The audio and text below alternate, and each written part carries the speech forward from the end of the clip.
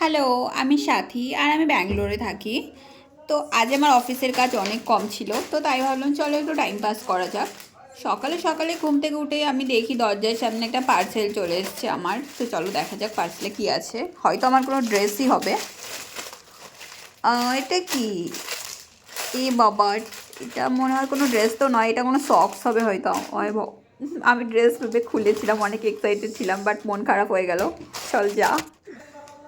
তো এটা আমার ওয়ার্ক এরিয়া। এখানে আমি আমার দিনের অধিকাংশ সময়টাই আমি এখানে থাকি, মানে ঘুমানো ছাড়া বলতে পারো। এই যে আমার কাজের জিনিস, এটা আমার সিংহাসন। আর এই যে আমার আরেকটা ল্যাপটপ আছে যেটা নিচেই থাকে সব সময়। ওটা যখন খুব কাজের মানে চাপ থাকে তো অন্য কাউকে দিই কাজ করার জন্য। ডকুমেন্টসগুলো সাইড করো, কারণ প্রচুর কাগজপত্র আমার ঘরে পুরো এদিক ওদিক হয়ে থাকে। মানে কি বলবো, আমার ঘর দেখলে ভাববে কোন জঙ্গলে চলে এসেছো। চলো তোমাদের আরেকটা জিনিসের সাথে পরিচয় করা যায়। আমার দুটো কিউট কিউট ফ্রেন্ড যারা আমার সাথে থাকে, তিনটে আছে, একটা চলে গেছে।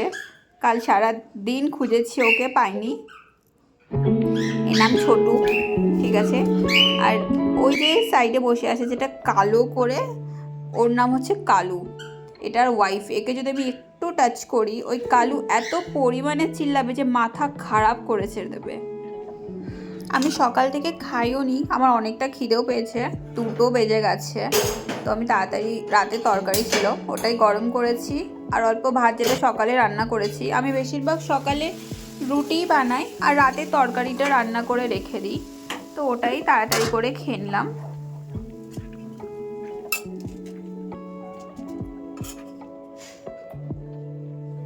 সত্যি বলতে আমার প্রচণ্ড খিদে পেয়েছে, প্রচণ্ড, মানে কি বলবো।